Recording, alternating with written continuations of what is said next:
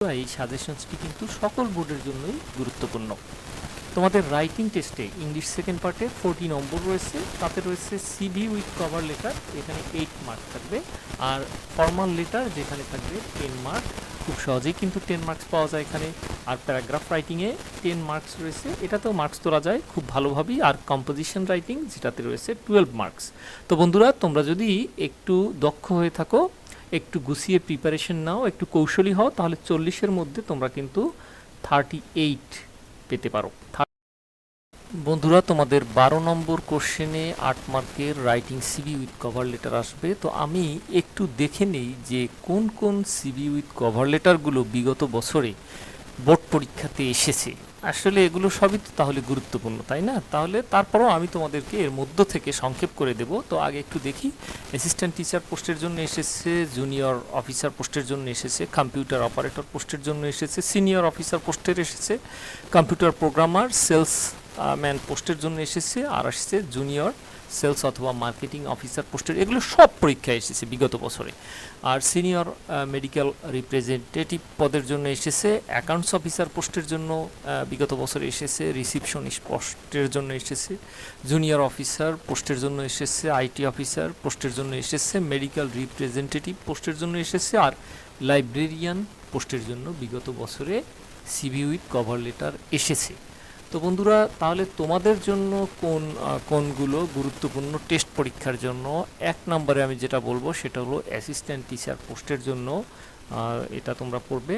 আর হচ্ছে তোমরা যেটা পড়বে সেটা হলো যে কম্পিউটার অপারেটর পোস্টের জন্য 2টা দিলাম, আর হচ্ছে রিসিপশনিস্ট পোস্টের জন্য 3টা দিলাম, আর একটা হচ্ছে যে লাইব্রেরিয়ান 4টা, আমি আর একটা দেব, সেটা হচ্ছে তোমাদের জুনিয়র সেলস অথবা মার্কেটিং অফিসার পোস্টের জন্য। তো বন্ধুরা, এখন কথা হলো যে এগুলো আসলে তোমরা যদি একটা ফরম্যাট পড়ো তাহলেই কিন্তু হয়ে যায়। কেমন? তো কথা হলো যে তাহলে আমি অ্যাসিস্ট্যান্ট টিচার পোস্টের জন্য যেটা লিখবো সেটা কম্পিউটার অপারেটর পোস্টের জন্য কিভাবে হবে, আসলে সেটারও একটা সিস্টেম রয়েছে।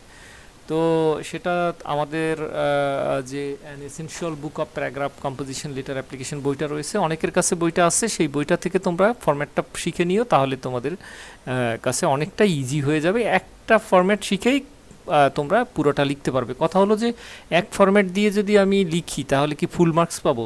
হ্যাঁ, ওই বইতে ওইভাবেই লেখা হয়েছে যাতে তোমরা ফুল মার্কস পাও। কথা হলো ফুল মার্কস নিয়ে আমি লিখতে তো পারবো ফরম্যাটে ফেলে, বাট ফুল মার্কস পাবো কিনা? হ্যাঁ, ফুল মার্কস তোমরা পাবে যদি তোমরা সেই বইতে যেভাবে লেখা আছে সেভাবে লেখো। আচ্ছা, এরপরের যেটা সেটাতে আসি, সেটা হলো যে ফর্মাল লেটার। এটাতে 13 নম্বর কোশ্চেন এটা আসবে, আর এখানে 10 মার্কস রয়েছে। 10-এর মধ্যে কিন্তু 10ই পাওয়া যায় ফর্মাল লেটারে, বন্ধুরা এটা মনে রাখো, অথবা কমপক্ষে 9 পেতেই পারো তোমরা। তো relief goods for the flood affected people বিগত বছরে এসেছে, যেগুলো এসেছে আমি সেগুলোই তোমাদের দেখার জন্য দিয়ে দিয়েছি। তারপরে আবার আমি এটাকে শর্ট করে দিয়েছি। Increasing quality books in the library. আচ্ছা, লাইব্রেরিতে কোয়ালিটি মানসম্মত বই বৃদ্ধির জন্য আবেদন। আর ইনক্রিজিং অথবা এনহ্যান্সিং লাইব্রেরি ফ্যাসিলিটিস, এখানে কিন্তু পার্থক্য রয়েছে, একটা হলো কোয়ালিটি বুকস আর একটা হলো ফ্যাসিলিটিস। হ্যাঁ, স্টাডি ট্যুর অথবা এক্সকারশন, এটা পারমিশন, অর্থাৎ স্টাডি ট্যুরে যাওয়ার যে পারমিশন সেটার জন্য। আর সিট অথবা accommodation in the school hostel, school হোস্টেলের সিটের জন্য। কম্পিউটার ক্লাব অথবা কম্পিউটার ল্যাব অথবা ল্যাবরেটরি, যে কোনো এগুলো সেটিং আপ, এগুলো নির্মাণের জন্য। আর common room facilities increasing, common রুমের সুবিধা বৃদ্ধির জন্য। এর আগে কিন্তু একটা ছিল, সেটা হচ্ছে লাইব্রেরির সুবিধা বৃদ্ধির জন্য, এটা কমন রুম সুবিধা বৃদ্ধির জন্য।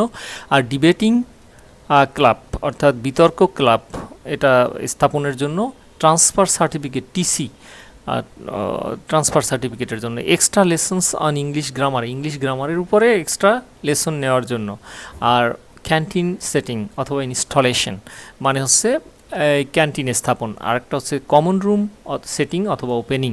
আর একটা হচ্ছে যে ফুল ফ্রি স্টুডেন্টশিপ অথবা স্টাইপেন্ড অথবা financial help from the poor fund. আর relief and medical aids for the flood affected people. আর একটা হচ্ছে টেস্টিমোনিয়াল অথবা ক্যারেক্টার সার্টিফিকেট। তো বন্ধুরা, এই যে যেগুলো দিলাম এগুলো তো সবই বিগত বছরে এসএসসি পরীক্ষাতে এসেছে। এখন তোমাদের টেস্ট পরীক্ষার জন্য কোনগুলো গুরুত্বপূর্ণ সেটা আমি বলছি। আর একটা জিনিস সেটা হলো যে এর মধ্যে কিন্তু 3 ধরনের অ্যাপ্লিকেশন আছে। একটা হলো দেখো এই যে একটা অ্যাপ্লিকেশন আছে, সেটা হলো এই যে এখানে রয়েছে যে ট্রান্সফার সার্টিফিকেট, আর একটা আছে টেস্টিমোনিয়াল, এরকম আছে। তো এইটা কিন্তু শুধুমাত্র তোমার নিজের জন্য, কেমন? এইটা কিন্তু শুধুমাত্র তোমার নিজের জন্য এই অ্যাপ্লিকেশনটা, কেমন? এটা আর কোনো সমস্যা কারোর জন্য নয়। কিন্তু তুমি যদি বলো এই যে দেখো এখানে ক্যান্টিন সেটিং অথবা ইনস্টলেশন, এইটা কিন্তু সবার জন্য, কেমন? এটা কিন্তু সবার জন্য, এটা শুধুমাত্র তোমার নিজের জন্য নয়, এটা সবার জন্য।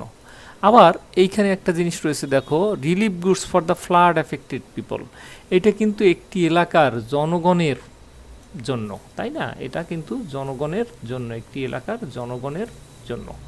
তো বন্ধুরা এখানেই আমি 3 ধরনের অ্যাপ্লিকেশন দেখতে পাচ্ছি। তাহলে 3 ধরনের অ্যাপ্লিকেশনের ভাষা এবং ফরম্যাট কি এক? কখনোই নয়। এটার ভাষা একেবারে আলাদা। নিজের জন্য যেটা সেটার ভাষা একরকম, সবার পক্ষ থেকে যেগুলো সেটার ভাষা একরকম, আর একটি এলাকার জনসাধারণের পক্ষ থেকে যে অ্যাপ্লিকেশন সেটার ভাষা একরকম। তো এই 3 ধরনের ভাষার জন্যই আলাদা আলাদা ফরম্যাট তোমরা শিখবে। সেটা আমাদের ওই যে বইটির কথা বললাম প্রথম কমেন্টে রয়েছে, ওইটা থেকে তোমরা শিখে নেবে, তাহলে তোমাদের দুশ্চিন্তা মুক্ত। কথা হলো সবসময় আমাদের দুশ্চিন্তা থাকে যে আমরা ফুল মার্কস পাবো কি, হ্যাঁ ফুল মার্কস পাবে সেরকম করে লেখা রয়েছে। তো বন্ধুরা এবার তাহলে আমি বলে দিচ্ছি যে তোমাদের জন্য গুরুত্বপূর্ণ কোনগুলো। এইটা গুরুত্বপূর্ণ ফ্লাড এফেক্টেড পিপলদের জন্য relief goods, increasing library facilities, কেমন? এটা খুবই গুরুত্বপূর্ণ। আরেকটা কি? আরেকটা হচ্ছে যে তোমাদের জন্য গুরুত্বপূর্ণ সেটা হলো এই যে কমন রুম ফ্যাসিলিটিস ইনক্রিজিং, এটাও গুরুত্বপূর্ণ। আরেকটা হচ্ছে কম্পিউটার ক্লাব অথবা কম্পিউটার ল্যাব অথবা ল্যাবরেটরি স্থাপন। তাহলে কয়টা হলো? 1 2 3 4। আরেকটা তোমরা পড়বে সেটা হচ্ছে যে ক্যান্টিন সেটিং আপ, এটাও গুরুত্বপূর্ণ। 5টা আমি আরেকটা দিয়ে দিচ্ছি তোমাদের, সেটা হলো এই যে এটাও কিন্তু নিজের জন্য, এই যে ফুল ফ্রি স্টুডেন্টশিপ অথবা এটা এটা দিয়ে দিলাম তোমাদের জন্য। তাহলে কয়টা দিলাম? 6টা দিলাম। তবে 6টা যে দিলাম এর বাইরে থেকে যদি প্রশ্ন হয় তাহলে তোমরা ওই সিস্টেমে লিখবে, ফরম্যাট ফলো করবে, মানসম্মতভাবে লেখা ফরম্যাট, তাহলে হবে। কিন্তু সব ফরম্যাট কিন্তু তোমরা ফুল মার্কস পাবে না। বন্ধুরা তোমাদের কমপ্লেইন লেটারও কিন্তু পরীক্ষা আসতে পারে। তাহলে কোশ্চেন নম্বর 13 এর অর মানে ওইটা যদি না আসে, তাহলে কমপ্লেইন লেটার যদি আসে তাহলে সেই ক্ষেত্রে কমপ্লেইন লেটার যেগুলো বিগত বছরের পরীক্ষা এসেছে আমরা একটু দেখে নেই, তারপরে গুরুত্বপূর্ণগুলো তোমাদেরকে বলে দিচ্ছি। সেটা হচ্ছে রিপেয়ারিং ড্যামেজড রোড, মানে ভাঙা রোড রিপেয়ার করতে হবে। এটা কাকে লিখতে হবে? ডিসির কাছে, যার কাছেই লেখা হোক, এটার মূল থিমটা গুরুত্বপূর্ণ। অ্যাগেনস্ট ইপটিজিং, ইপটিজিং এর বিরুদ্ধে, অথবা হাইজ্যাকিং এবং হাইজ্যাকিং, ড্রাগ এগুলোর বিরুদ্ধে। ইরেগুলার ডেলিভারি অফ লেটার্স, অর্থাৎ চিঠিপত্রের এই যে ডেলিভারিটা নিয়মিত হচ্ছে না সেই ব্যাপারে পোস্টমাস্টারের কাছে কমপ্লেন করে। Roads unusable due to heavy rainfall, complain letter to the mayor, অর্থাৎ মেয়রের কাছে কমপ্লেন লেটার লিখতে বলেছে কি যে রোডগুলো হচ্ছে একেবারে অনুপযোগী। কারণ কি? ডিউ টু হেভি রেইনফল, অর্থাৎ ভারী বৃষ্টিপাতের কারণে। আর increase common room facilities, common room facilities increase করার জন্য হেডমাস্টারের কাছে complaining about missing goods, missing goods অর্থাৎ তোমার পণ্যটি হারিয়ে গেছে সেই ব্যাপারে কমপ্লেন লেটার করে, complain letter. Unhealthy food of canteen, অর্থাৎ ক্যান্টিনে অস্বাস্থ্যকর খাবার পরিবেশন করা হচ্ছে সেই ব্যাপারে একটা কমপ্লেন লেটার লিখতে হবে। Insufficient water supply, complain letter two mayor, মেয়রের কাছে অপর্যাপ্ত পানির সাপ্লাই বা সরবরাহের ব্যাপারে কমপ্লেন করে একটা লেটার। তারপরে স্কুল লাইব্রেরি বুকস, অর্থাৎ স্কুল লাইব্রেরির যে বই অ্যান্ড সিটিং অ্যারেঞ্জমেন্ট এবং বসার বন্দোবস্ত আর নট স্যাটিসফ্যাক্টরি, সেটা উপযুক্ত নয়, সেটা স্যাটিসফ্যাক্টরি নয়, সন্তোষজনক নয়, এই ব্যাপারে একটা কমপ্লেন লেটার হেডমাস্টারের কাছে। School computers out of order, school computer নষ্ট হয়ে গেছে, এখন সেই ব্যাপারে হেডমাস্টারের কাছে কমপ্লেন লেটার। আর কমপ্লেন লেটার টু এডিটর, এডিটরের কাছে একটা কমপ্লেন লেটার লিখতে বলা হচ্ছে, যেটা হচ্ছে ফ্রিকোয়েন্ট লোডশেডিং, বারবার লোডশেডিং হচ্ছে এই ব্যাপারে। তো বন্ধুরা এখানেও কিন্তু কমপ্লেন লেটার রয়েছে অনেকগুলো, তবে আমি তোমাদেরকে সংক্ষেপ করে দিচ্ছি। তোমরা 1 নম্বরে যেটা পড়বে সেটা হচ্ছে যে এই যে দেখো complain letter about missing goods, এটা তোমরা পড়বে। আর পড়বে কি? এই যে রিপেয়ারিং ড্যামেজ রোড 2, আর যেটা পড়বে সেটা হলো এটার মধ্যে এই যে রোডস আনইউজেবল, এটাও আর এটার মধ্যে কিন্তু তেমন কোনো পার্থক্য নাই, হ্যাঁ একই রকম। আর একটা হচ্ছে যে এই যে সেটা হচ্ছে যে 9 নম্বরে এই যে স্কুল লাইব্রেরিতে বই এবং সিটিং অ্যারেঞ্জমেন্ট নট স্যাটিসফ্যাক্টরি, সেটা করার জন্য তাহলে কয়টা হলো? 3টা হলো। এই 3টা পড়ো, আশা করি তোমাদের এতেই হয়ে যাবে বন্ধুরা। এরপরে আমি যেটা যাচ্ছি সেটা হলো যে প্যারাগ্রাফ। তো বন্ধুরা প্যারাগ্রাফ হচ্ছে listing, narrating, comparison, contrast, cause and effect paragraph. যাই হোক, এখন এত নাম চিন্তা করে তোমাদের কোনো লাভ নেই, তোমরা প্যারাগ্রাফটা ভালো করে জানো, তাহলে তোমরা লিখতে পারবে। এটাই আসল কথা।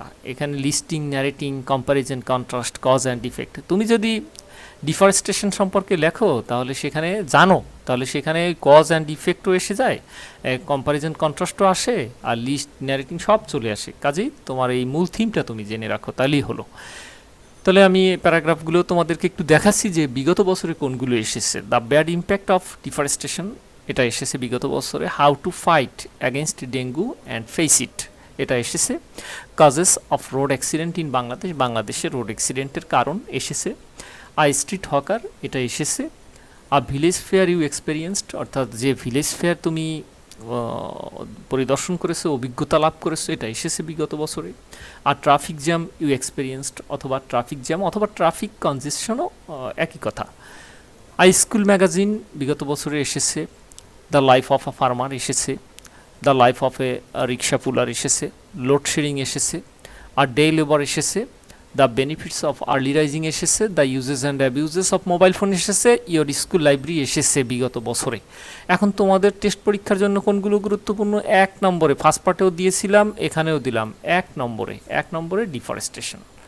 এখানে ব্যাড ইম্প্যাক্টের অফ ডিফরেস্টেশনের কথা বলা হচ্ছে, মানে এখানে নেগেটিভ কথা বলা হচ্ছে বেশি। তাহলে এগুলো কিন্তু দেখো বন্ধুরা, এই যে listing, narrating, comparison, contrast, cause and effect প্যারাগ্রাফের যে শিরোনামটা রয়েছে, দেখো বিগত বছর কিন্তু এই প্যারাগ্রাফগুলো এই নামে এইটা থাকা অবস্থায় কিন্তু এইগুলোই এসেছে, তাই না? তাহলে এর মধ্যে কি দেখো, এই যে স্কুল লাইব্রেরি, এই যে এখানে একটা দেখলাম, এখানে স্কুল লাইব্রেরিতে কি আছে? এখানে কি তোমার এই যে কজ অ্যান্ড ইফেক্টের মধ্যে পড়ে, নাকি কম্প্যারিজন কন্ট্রাস্টের মধ্যে পড়ে, নাকি লিস্টিং, নাকি ন্যারেটিং? তো কথা হলো যে এটা পড়ে ন্যারেটিংয়ের মধ্যে পড়ে স্কুল লাইব্রেরি, হ্যাঁ, অথবা হ্যাঁ লিস্টিং বা ন্যারেটিংয়ের মধ্যে পড়ে, এগুলোর মধ্যে পড়ে না। তো কাজেই তোমার কথা হলো যে মূল থিমটা তোমাকে জানতে হবে, এইগুলো নিয়ে তোমাদেরকে দুশ্চিন্তা করতে হবে না যে কোনটা কজ অ্যান্ড ইফেক্ট, কোনটা কম্প্যারিজন কন্ট্রাস্ট। তারপরে এটা তোমরা পড়ে নেবে। আরেকটা হচ্ছে, এটা খুবই গুরুত্বপূর্ণ এই সময়ের জন্য, how to fight against dengue and face it, এটা 2 নম্বরে তোমরা পড়ে নেবে বন্ধুরা, খুবই গুরুত্বপূর্ণ। আরেকটা হচ্ছে দেখো, causes of road accident in Bangladesh, ওই বাংলাদেশের রোড অ্যাক্সিডেন্ট পড়তে গেলে সবই এসে যায় এর মধ্যে, এটা তোমরা পড়ে নেবে। তাহলে 3টা হলো। আরেকটা হচ্ছে যেটা, সেটা হলো স্কুল ম্যাগাজিন, স্কুল ম্যাগাজিন 4, বেশি তো দেওয়াও যাচ্ছে না কারণ তোমরা তো বেশি পড়তে পারবে না। 5টা দিলাম, লাইফ অফ আ ফার্মার। আর uses and abuse of mobile phone, এটা দিলাম। কয়টা হলো তাহলে? 3, 4, 5, 6।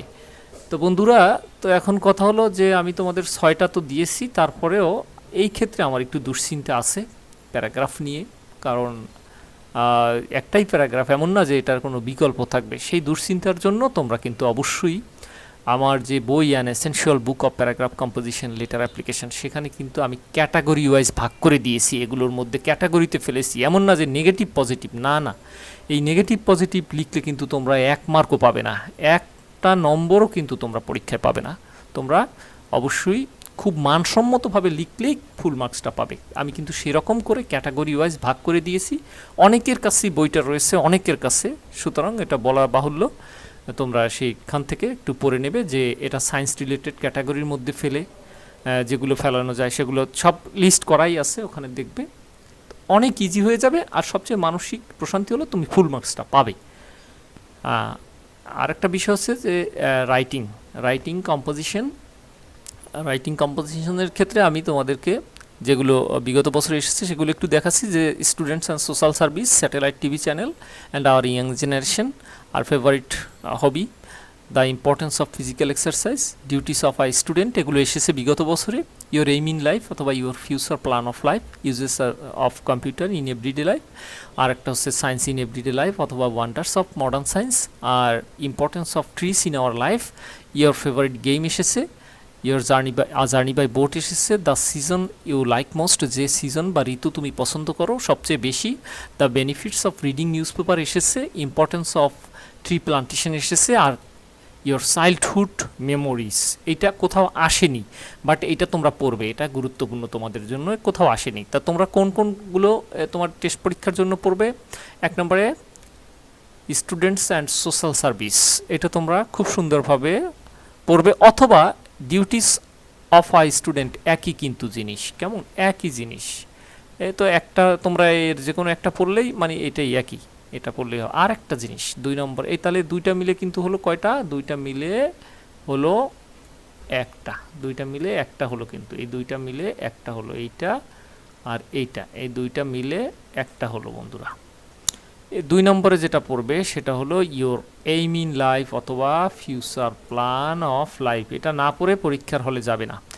আর যেটা পড়বে সেটা হলো এই যে সায়েন্স ইন এভরিডে লাইফ, এটা না পড়ে পরীক্ষায় যাবে না, সায়েন্স ইন এভরিডে লাইফ। তাহলে কয়টা হলো? 3টা হলো, তাই তো 3টা হলো। আর যেটা পড়বা সেটা হলো এইটা 4 নম্বরে, এইটা পড়বা। আর একটা পড়বা, সেটা হলো কি ট্রি প্লান্টেশন। পাস, যদি আর একটা পড়তে পারো তাহলে আমি তোমাদের জন্য দেব the season you like most, the season you like most, যদি পড়তে পারো পড়বা, নাহলে ওই 5টা পড়বা। তো বন্ধুরা, তারপরেও প্যারাগ্রাফ এবং কম্পোজিশনে আমার দুশ্চিন্তা থেকেই যাচ্ছে। ইওর ফেভারিট হবি, এটা তো বাদ দেওয়ার কোনো উপায় নাই, তাহলে এটা একটু পড়ে নিও। ইওর ফেভারিট হবিটা তোমরা এই সিজন ইউ লাইক মোস্টটা বাদ, এটা পড়া লাগবে না, তোমরা 6 নম্বরে এইটা পড়ে নিও। এই তাহলে আমি 6টা দিলাম। আচ্ছা, তো বন্ধুরা কথা হলো কি যে তারপরেও ওই যে যেটা দেখি মনে হয় যে এটা আসতে পারে, যাই হোক এই 6টাই তোমরা খুব ভালো করে পড়বে। তবে এইটার ব্যাপারে আমার দুশ্চিন্তা থেকেই যায়, সেই কারণেই রাইটিংয়ের 9টা ক্যাটাগরি রয়েছে, 9টা ক্যাটাগরির মধ্যে আসলে কম্পোজিশন সবই ফেলানো যায়, ম্যাক্সিমাম যেগুলো পরীক্ষায় আসে ফেলানো যায়। এবং কথা হলো যে তোমরা ক্যাটাগরি সবাই চেনো, কিন্তু কথা হলো সেই ক্যাটাগরি অনুযায়ী লিখলে তো মার্কস আসে না, হ্যাঁ আসবেও না, 1 পাবে অথবা পাবে না, অথবা শিক্ষক বুঝে যাবে যে তুমি একেবারেই খুব খারাপ স্টুডেন্ট, এই কারণে তুমি এই ধরনের হাবিজাবি লিখেছো পরীক্ষা হলে। তো সেক্ষেত্রে বন্ধুরা আমি সেই যে বইয়ের কথা বললাম সেই বইটা থেকে পড়বে, তাহলে দেখবে যে তোমাদের ইনশাল্লাহ ফুল মার্কস আসবে, 100% মার্ক আসবে, তোমাদের রাইটিংয়ের দুশ্চিন্তাও কমবে। তো সেটা যদি ফলো করো তাহলে তোমাদের আর এই সব সমস্যা থাকবে না। সেখানে 9টা ক্যাটাগরি রয়েছে কম্পোজিশনসের জন্য। তো প্রথম কমেন্টে লিঙ্ক রয়েছে বইটার, কিছু অংশ পড়ে দেখে চাইলে আমাদের সেলস ম্যানেজারকে কল করে বইটা অর্ডার করতে পারো। 350 টাকা দাম আপাতত। তো এ পর্যন্তই। তো বন্ধুরা, এই হচ্ছে তোমাদের সাজেশনসটি ইংলিশ সেকেন্ড পার্টের।